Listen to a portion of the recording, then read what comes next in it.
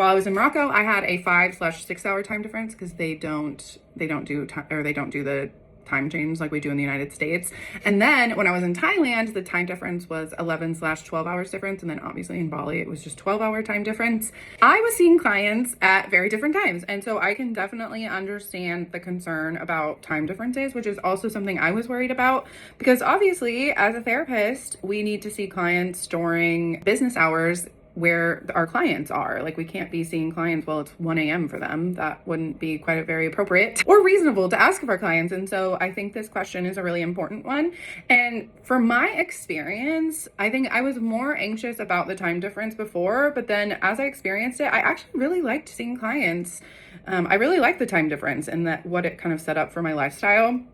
So when I was first in Morocco, I was really anxious about changing my time, like changing my clients' times. I had originally had them where I was seeing them in the evening time in DC, Virginia area. And so I just kept them that way because I kind of impulsively moved to Morocco. And so didn't want to, like, I don't know. I just was being a bit weird. But anyways, so I kept my time the same time. So I was seeing clients from like 6 p.m., 7 p.m. until midnight, 1 a.m. some days.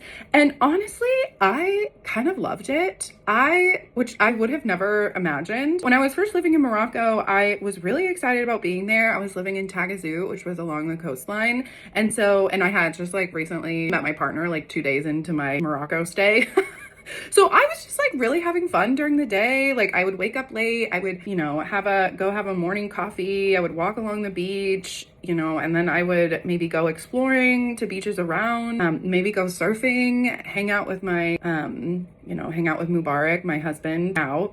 Back then he wasn't my husband, but I would hang out with him. We would go do stuff. And so it was honestly like, I felt like I just got to live my life. And when I was living in DC, I was seeing people, in the more typical 9 to 5 time. So I felt like during the week, I wasn't really able to enjoy things. Like, I was just working and then I'd come home and binge TikTok or watch Netflix, which obviously is kind of soul crushing. And it's like, when you get done with work at that point, it's like dark out. So it's like, what can you really do besides like maybe go to restaurants and stuff, which, I didn't really want to do. And so I felt like it was such a breath of fresh air to be able to really just enjoy the day, enjoy nature, enjoy the sunlight, and then, work at night. Because usually when I get done seeing clients, I want to just chill. And so in Morocco, I got done seeing clients and I was happy. Like, I then just went to bed, and I thought that really worked for me. And I think kind of that was very similar to Thailand.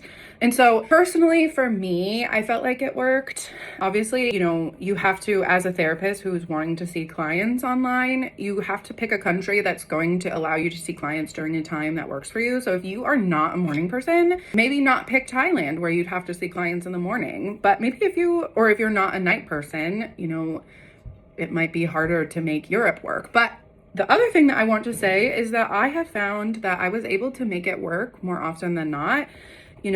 You definitely want to be strategic about how you change your schedule with your clients, because obviously if you're changing from morning to evening, like all the time, your clients you might have a harder time keeping clients. But I think that if you do it strategically and you also warn them beforehand that you can move around, and so your schedule might change every quarter or every few months, I think people are often understanding and can be flexible. You can kind of play around with it